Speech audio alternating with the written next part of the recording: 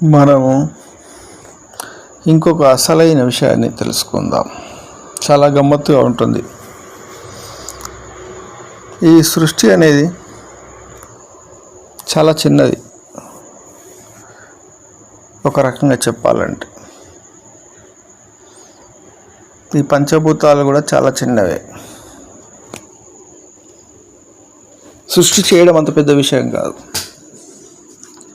యోగులు చెప్పిన గమ్మత్తైన విషయాలలో, నమ్మశక్యం కాని విషయాలలో ఇంకొక రహస్యాలు.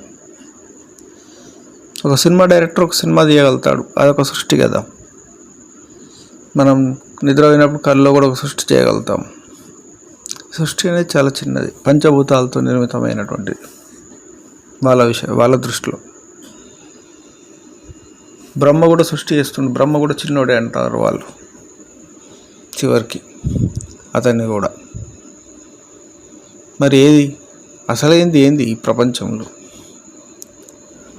ఈ సృష్టిని మర్చిపోంటాడు అతను, దృశ్యాన్ని మర్చిపోదు, అంత చిన్నదే అంటాడు. పంచభూతాలు ఇవన్నీ చిన్నవి, అవన్నీ మాట్లాడకంటాడు.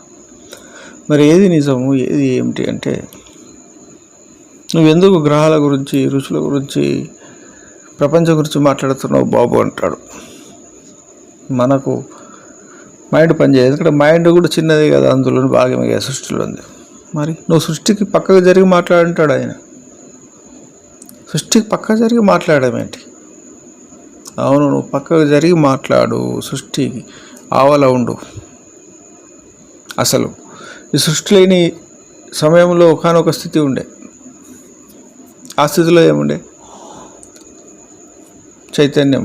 ఆ చైతన్యాన్ని కూడా మర్చిపోంటాడు చివరికి. మరి ఏముంది? శూన్యం. శూన్యం నుంచే చైతన్యం పుట్టింది. ఆ శూన్యం అంటే ఏంది? అది నువ్వు చైతన్యం కూడా నీదంటున్నావు, అది నువ్వు కూడా కాదు. ఎందుకంటే శూన్యం నేను అనే పదార్థం కూడా చైతన్యము. నేను అనే పదార్థం లేని స్థితి కూడా ఉండే అంటాడు అతను. అరే వింత ఉంది కదా, ఈ గ్రహాలు లేవు, సృష్టి లేదు, చివరికి నేను కూడా లేనంటాడు. అవును, ఆ స్థితి ఉండే ఒకప్పుడు. బ్రహ్మలు లేని స్థితి ఉండే, ఎవరు లేని, సూర్యచంద్రులు లేని స్థితి ఉండే. ఎంత విచిత్రము, అర్థం కాదు. అంటే నువ్వు ఆలోచించకంటాడు. ఇలా ఆలోచించకుండా కూడా ఉన్న స్థితి ఉండే. మరి అప్పుడు ఏం చేస్తారు? జీవుడు అనేది లేదంటున్నాడు, ఏం మాట్లాడతాం మనం? అవును, అంత గాఢ అంధకారంలో, అటువంటి శూన్యంలో ఎంత తృప్తి అంటే, తనను తాను లేని స్థితిలో ఏముండే? ఒకటే గాఢంధకారం. అదే నువ్వు అంటాడు. కానీ చైతన్యం నువ్వు అనుకుంటున్నావు, కానీ అది కూడా నువ్వు కాదంటాడు. ఐన్స్టీన్ కూడా అదే చెప్పాడు. బ్లాక్ హోల్ ఉంది, అదే నేను, నాకు మరణం లేదు, పుట్టుక లేదు అంటాడు ఒక దశలో. మనం చూసే చూపు, బుద్ధి, మనస్సు ఇవన్నీ చూపిస్తూ ఉంటాయి ఎప్పుడైనా. మంచి చెడు, సృష్టి, యుగాలు. కానీ ఇవన్నీ ఎందుకయ్యా బాబు నీకు? ఇవన్నీ లేని స్థితి ఉంది కదా, అసలైంది అదే. నువ్వు కూడా లేవు అక్కడ. ఆనందంగా ఉండు అక్కడ అంటాడు. అక్కడ నువ్వు ఆనందంగా ఉండు. ఏ గురువు లేడు, ఏ శిష్యుడు లేడు, నువ్వు లేవు. దాని గురించి ఊహించుకుంటాడు. అదే ముక్తి పదం అంటాడు. ముక్తి అంటే ఏందనుకున్నావు? నువ్వు ఉన్నావు అక్కడ, ముక్తిలో లేవు కదా. ఎందుకు ఈ చక్రము ఇవన్నీ సృష్టించుకుంటావు? నీకు సాధనలు ఎందుకు చేస్తావు?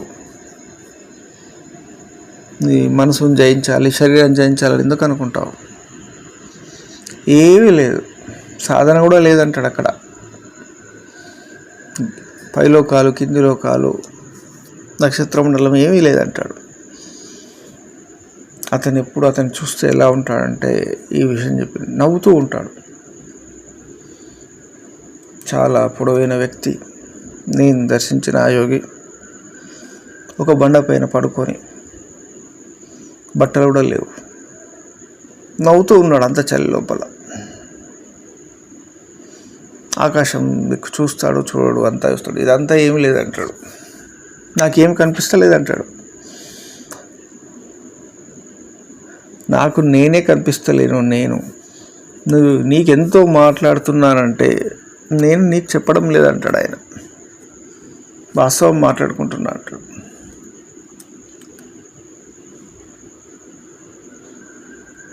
ఇది అదృష్టం కొద్దీ కొన్ని నమ్మలేని సత్యాలు కొందరి వల్ల విన్నాము. అవి నమ్మాలో నమ్మకూడదు అది మీరే ఆలోచించండి. ముక్తి అంటే ఏందో మీరే ఆలోచించండి. నా యొక్క జ్ఞానానికి, నా యొక్క అందిన విషయానికి, తెలిసిన విషయానికి ఆ యోగి చెప్పిన విషయం ఏమీ లేదు. ఆయన యొక్క నల్లని బ్లాక్ హోల్ లాగా ఉన్నటువంటి పరమాత్మ, అందులోనే మనం ముక్తి పొందుతాము. ఆ నల్లటి నుంచే చైతన్యం అనే మనం ఏదైనా నల్లనటువంటి ఒక సర్కిల్ లాగా చేసుకొని దాన్ని గమనిస్తూ ఉంటే, ఒక అట్ట పేపర్పై నల్లగా గీసుకొని దాన్ని తదేకంగా చూస్తూ ఉంటే దాని నుంచే మనకు ఏదో వెలుతురు వచ్చినట్టు అనిపిస్తుంది. దాని నుంచే ఈ యొక్క సూర్యచంద్రులు కానీ, సృష్టి కానీ, ఆ చూసినటువంటి ఆ కళ్ళు కానీ, మనసు కానీ ఆ యొక్క దృశ్యాన్ని చూస్తున్నాయి, వెలుతురును. కాబట్టి ఈ మనసు, బుద్ధి ఇవన్నీ ప్రథమంగా ఎవరైతే జీవులు ఉండిరో, చైతన్యంగా రావాలని అనుకున్నారో, ఆ యొక్క అనంతమైనటువంటి దానికి ఇక మనము వర్ణించే స్థితి కాదు, అది బుద్ధి లేని స్థితి కదా. అందులో ఎవరైతే ఆ యొక్క శూన్యస్థితిని చూశారో, అందులోని శూన్యంలో నుండి వాళ్ళకు ఒక సృష్టి కనిపించింది. సూర్యచంద్రులు లాగా, అలా గ్రహాల్లాగా సృష్టి కనిపించి, పంచభూతాలు ఒకటి ఒకటి సృష్టి జరిగి, మనసు, బుద్ధి అవన్నీ తర్వాత కలిగి, జీవుడు, ప్రకృతి ఇవన్నీ కలిగాయని అనిపిస్తుంది. అలాగా సృష్టి క్రమం జరిగిందేమో. మానవులు ఇలా రకరకాలుగా యుగ యుగాలకు నుంచి బయటకు వచ్చేసారేమో. మళ్ళీ వీటన్నిటి యొక్క మనం ఎంతో పెద్ద ప్రాసెస్ అనుకుంటాం, ఇవన్నిటిని పక్కకు పెట్టేసి మళ్ళీ దాని భావన చేసుకుంటూ ఏమీ లేని స్థితిలో ఉండడమే ముక్తి ఏమో అని అనిపిస్తుంది. అతను, ఆ యోగి మాత్రము నన్ను ఏ ప్రశ్నలు అడిగినా, నీకెందుకురా బాబు ఈ జ్ఞానము, పనికిరాని జ్ఞానం, ఏమీ లేదంటున్నాడు. ప్రతి మాటకు మనసు లేదంటున్నాడు, సృష్టి లేదంటున్నాడు, గ్రహాలు లేవంటున్నాడు. కాకపోతే అతను నవ్వుతూ ఆనందంగా ఉన్నాడు. మీకు ఇంకో విషయం చెప్పాలి, మీరు అది నమ్మలేరు.